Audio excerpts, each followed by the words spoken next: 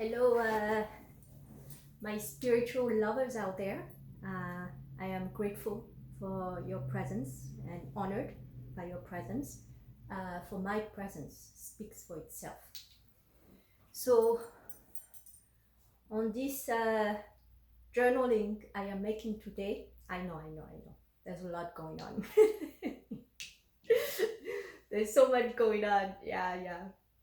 Again, you have to learn to anchor yourself in love, and this is a space. I want to refresh a little bit. This is a space for masters in the making, right? Yes. This is a safe space where we learn to look at ourselves, to face our fears, and to grow the fuck up, right? There's nobody to blame, there's nobody to condemn, right? It's all about learning how to anchor yourself in self-love, uh, and learning to face your fears from a space of safety and nurturing and love, right? It's a safe space where we learn to say those things that are hard to say, but if we don't say it, we can grow up and set ourselves free. So yes, there's a lot of energetical shifts that are happening out there, and basically, if you are facing a lot of experiences that are extremely frightening, all that is happening is just Mother Cosmos uh, uh, uh, pulling you within, so you can detach from your external world, right? We hang on and we hold on to our agony with such loyalty. So all that is happening is just Mother Cosmos guiding you to your heart, right? Let go of those superficialities and face yourself and remember who you are, right? That's all that is happening. But most of us get lost into condemning other people, punishing them, and victimizing ourselves for the sake of survival. That's all survival is. Um, so we're going to expose these things so we can look at ourselves and grow up. That's basically what this safe space is about. It's not about punishing or condemning anybody. It's about learning how to look at ourselves and face our fears, uh, you know, so we can access the new earth. So I am that bridge. Yes, I'm showing you how to access that bridge and walk the path so you can access the new earth. It's not, you are already there, right? It's just about detaching from superficialities, so you can access it and enjoy your life. Heaven is here, it's not when you die. It's here now, but how do you access it? By surrounding yourself with love, by surrounding yourself with nurturing. But all of us, we are attached to superficialities that makes it hard, to really enjoy ourselves truly, and surround ourselves with hope and really discover what we are meant to do here, what is our purpose, right? Um, so on this journaling that I am making today, I want to share how I faced my shadow, how faced my shadow and integrate it, right? Because at the end of the day, those fears were just patterns that were embedded into us. When we were children, we were born into those energies, and the key is to outgrow them, right? We've made. I'll get into the reason behind all of those patterns at a later time. So where I have left it off in how I overcame and outgrew my narcissistic ex-husband, how, and all of that, what is it? Is just patterns I grew up with in my childhood, right? This idea of the masculine that was embedded into me through my father and my brother, and that I was never able to really face and outgrow. I just buried it very deeply in me. So we're gonna navigate all of this, and also those uh, facing my feminine aspects, right? Things that I buried very deeply as well about my mother, right? Who has enabled certain behaviors from my father because she was incapable to outgrow her masculine aspect as well. Um, yeah, so let's dig into it. So where I have left it off, right, in my last journaling, how I have outgrown my narcissistic ex-husband. You know, those behaviors are so subtle. You know, you have to really uh, be, you know, this way of manipulating each other. It's so subtle and so beautiful. You know, once you outgrow it, you are grateful for that experience because it forges a new version of yourself. You discover aspects of yourself that you realize that it was you enabling all of this in the first place. You know, this is why I have to share my journey, and it's so beautiful because what it has taken for me to even share this journey, this is why, to even step into our purpose, what it has to take to let go of this old version of ourselves. You know, it's like you have to reforge yourself, and it takes that fire, you know, and unless you use that fire and anchor yourself in love as you navigate that fire, most of us get lost into resentment, right, and fear. So this is why I am sharing my journey, so you can use it as an example. This is a space where we lead by example, not preach. None of that. Let's leave the preaching to those who are anchoring themselves in resentment. Okay, this is about leading by example. I am sharing my experiences so you can use it, the essence of it, to navigate your own experiences and not get lost in resentment. If I am here, you can be here as well. Well, because sometimes you just gotta, you just gotta, whew, yeah. So where I have left it off is, you know, I'm just gonna pick back up from right. I was sharing the fact that at a point in navigating and assisting my sister Cheska with her business, and where my dealing with my mother-in-law, and in her finally donating that 10,000 and the statement she has made, I felt such resentment and learned to set boundaries with my sister Jessica, right? Because it's at the end of the day, this is her purpose. This was her business, right? In losing herself in desperation, and pulling her whole family within that desperation, it was necessary for me to set boundaries because those energies were, I needed to protect my heart. So after that experience, my mother-in-law came back, and she donated. She was like, I'm gonna give you guys, John and I'm gonna give you money so you can buy a new car, and I'm gonna give you, she was giving us 10,000 or a little over 10,000, but she was like, when I give you this money, you have to only use it for the car.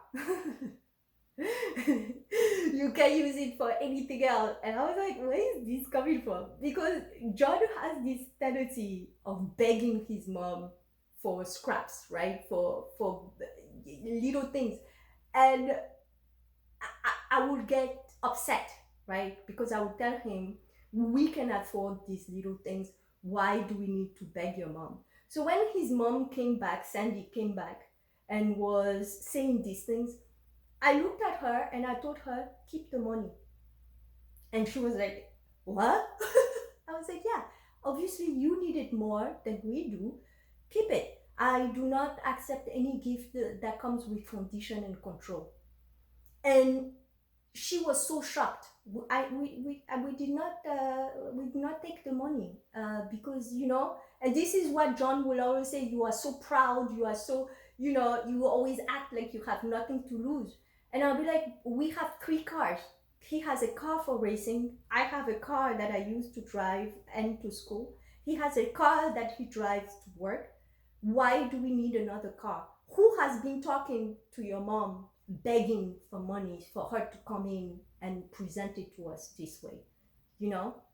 So when I start speaking this way, his mom, Sandy, she has tried everything, no matter, and her way of doing it is just volunteering to pay for things. And she feels like when she does that, I will, this is how she amputated her children's spirit, right? She set herself up. She uses her wallet because this is what she learned from her own mother and parents and father.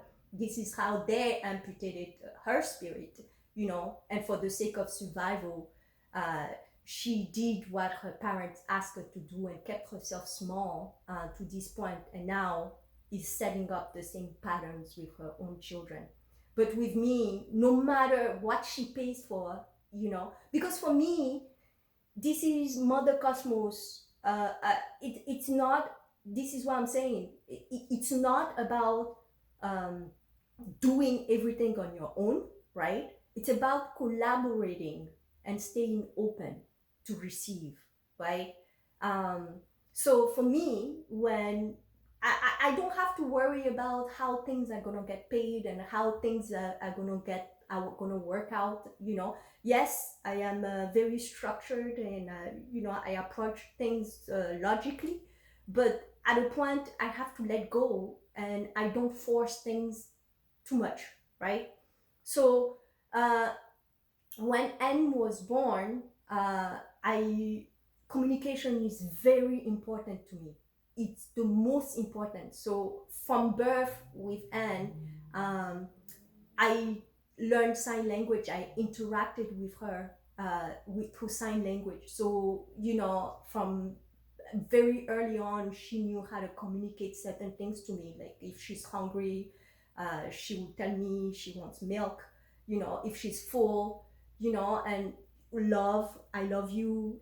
So we were very fluent with each other before she even learned how to speak. Right? For 6 months, she already knew how to tell me when she's full, when she's hungry, when she's scared, how to express her emotion. So we had that platform at the base, that groundedness, her and I. So this is what my mother-in-law will observe, and she will always tell me, how amazing of a mother I am, and will look at her own son with such disdain, and this, it came to this point in me becoming a mother to really become physical with my ex-husband John, because I started observing the triggering. It was bringing me back to my childhood and certain abuses I went through with my parents, and he was just triggering that, right? And will be sick at a point. She'll get sick or she'll have colds, and she will not be able to sleep in her crib in her own bedroom because she could not breathe. And the only way she will fall asleep will be me holding her all night, holding her up. So I'll be in the bedroom holding her up, so she can fall asleep and sleep throughout the night. And I'll basically be up all night and then run after her all day, right? And as I will be holding her up, so she can fall asleep at night because she couldn't breathe, John will be telling me that her breathing was making too much noise, if I can just move away from the bedroom.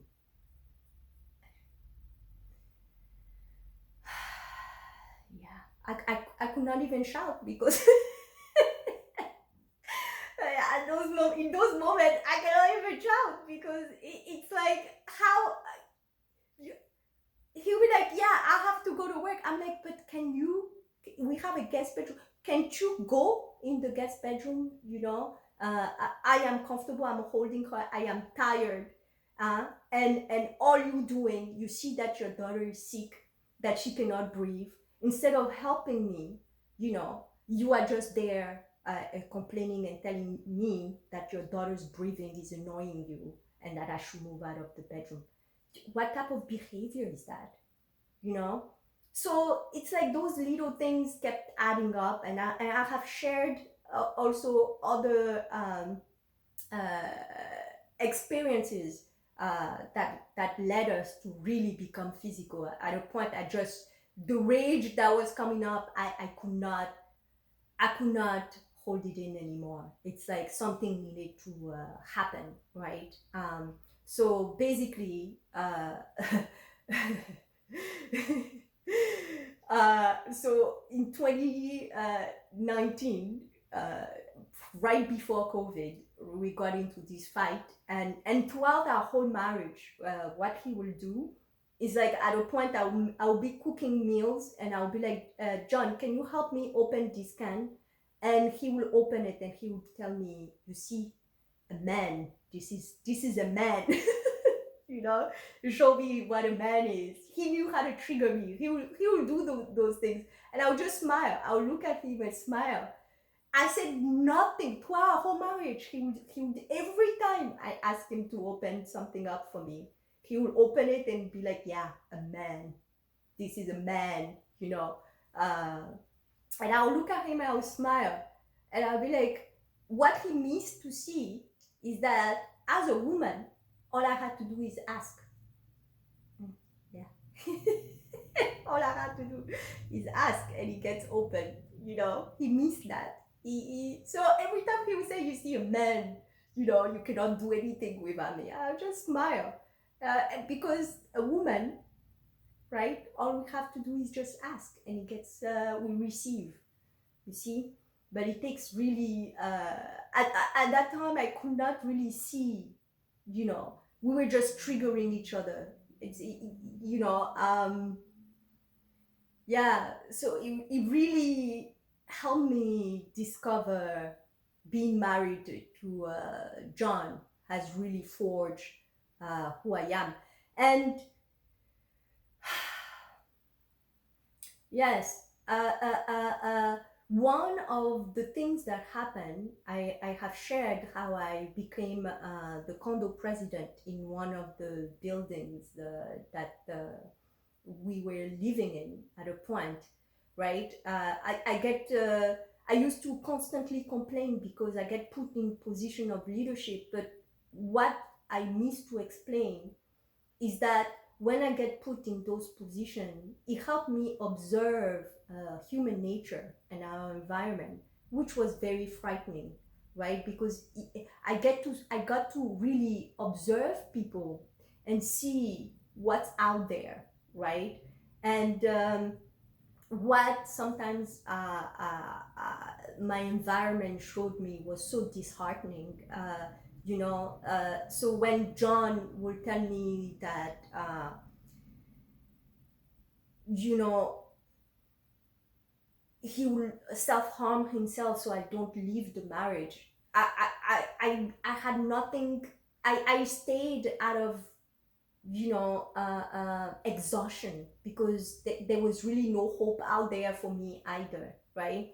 So an example of this, as I was managing our building as the condo president, what an experience that came that was so frightening for me was that uh, there was a tenant owner who was a nurse and who would constantly complain to me about her neighbors upstairs because the walls were very thin in our building. It's a small building,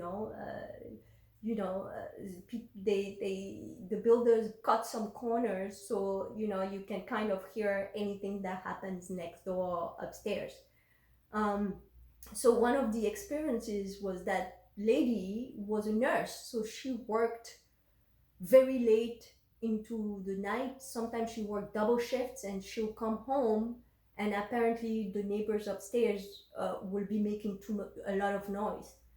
So that was one of the things people will come to me for to resolve. Um, so as I looked into that matter, what came up is that the neighbors on top of her, um, it was a couple who had two children, and the father had like a stage 4 brain cancer. Yeah. And so at night, based on the type of therapy he was going through, right, he would throw up. And basically, his throwing up was keeping the nurse downstairs awake. So as this revelation came up, I went to sit with her and explain to her what was happening upstairs. And she was aware of it because this was not the first. I just stepped in as the condo president. So this was the first I heard of this issue, but apparently it has been ongoing where she tried to handle the matter herself and couldn't resolve it. So she was aware of it, and she was like, yeah, I already know all of that, but something has to be done because I cannot sleep. This guy keeps throwing up and it's keeping me awake.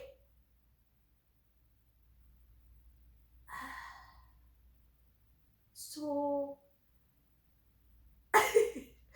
yeah, so I'm like, but this guy is dying. He's leaving behind his wife and two children. And the wife is exhausted. She's working, she's coming home, she has to face all these things on her own. So they are going through a lot of things, and the two children were not even 5 yet. They're under 5 or 4, you know.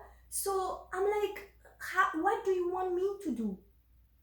She's like, you have to tell them to stop throwing up so loud. You want me?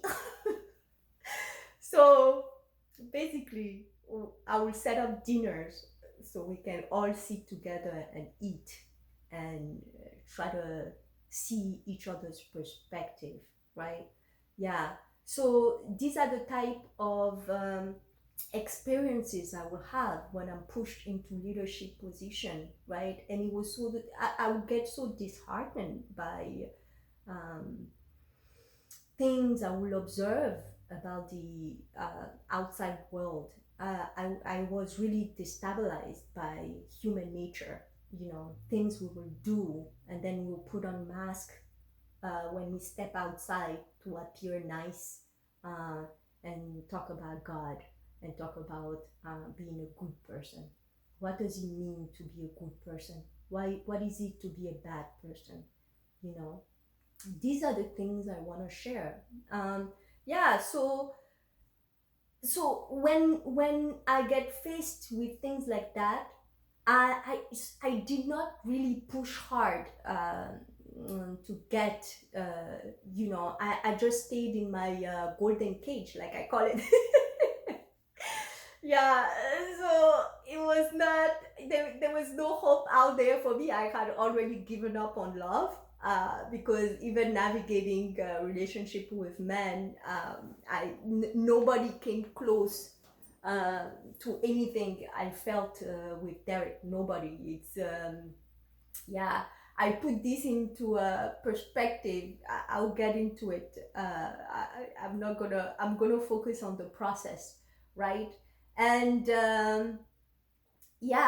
so when Charlie came in the picture, Charlie, who is that gymnastic teacher I have connected with in order to file for divorce initially, when they came into the picture and John and I sat down and he was open for divorce, the main resistance with that was the fact that Anne did not want to have anything with her father.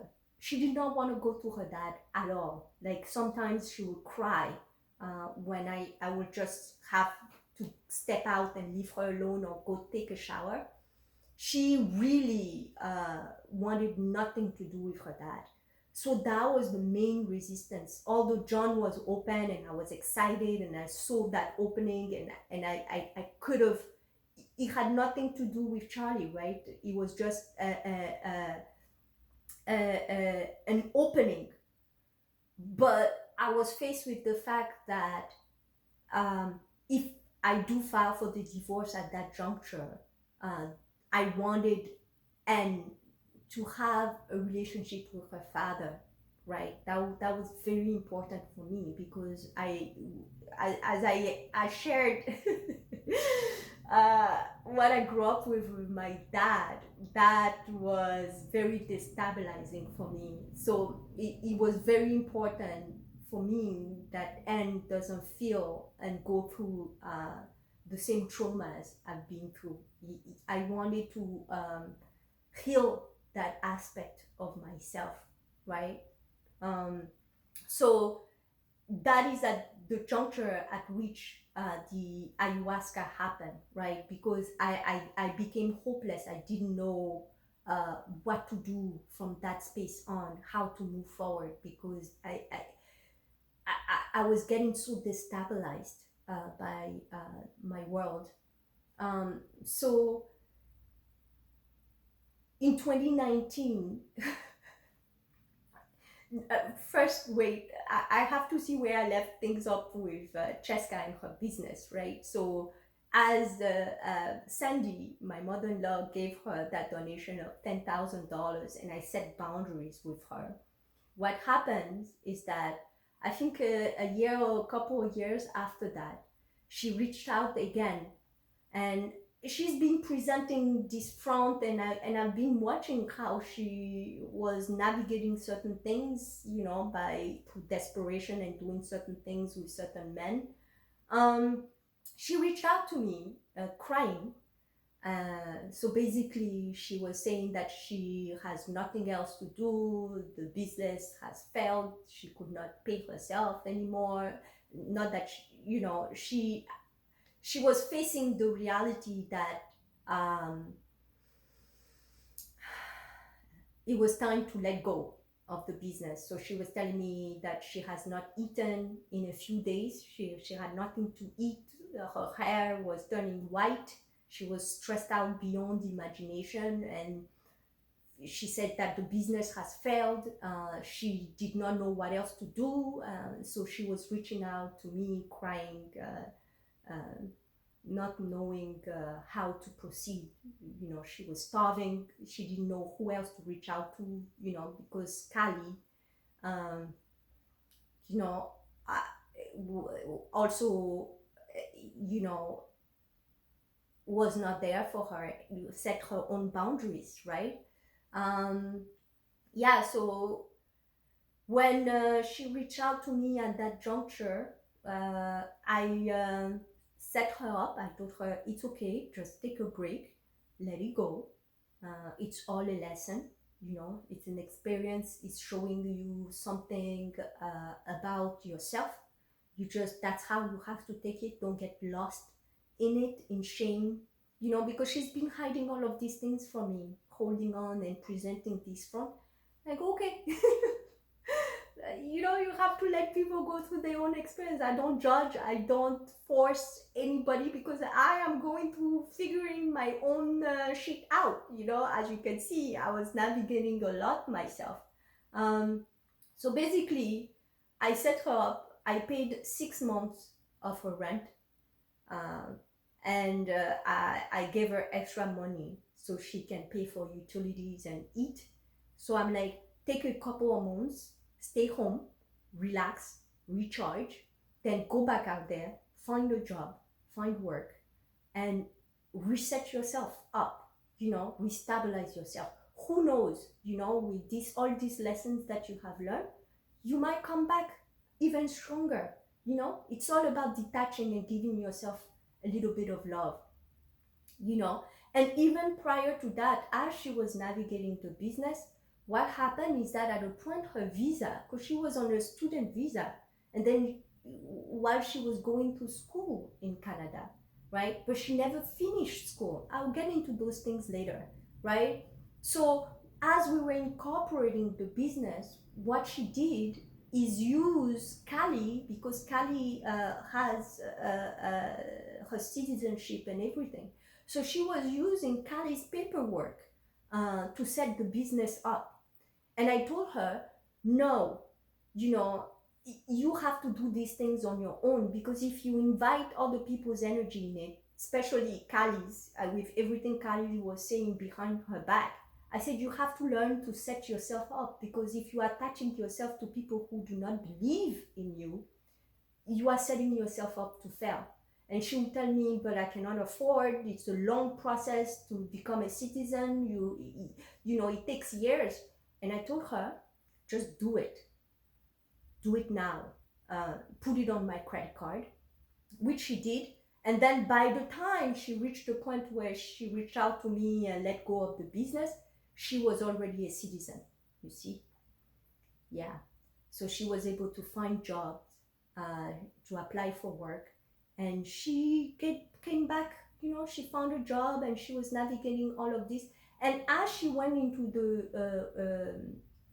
the work, she found a job, there was abuses happening, you know, she was facing a lot of things, because like when you learn, you've been working for yourself for a few years and you get back into the system, you get faced with a lot of bullshit and manipulation. So she faced a lot of these things, and she would call me and she would talk to me about things that she was facing in her workplace and how she was standing up to some of her managers.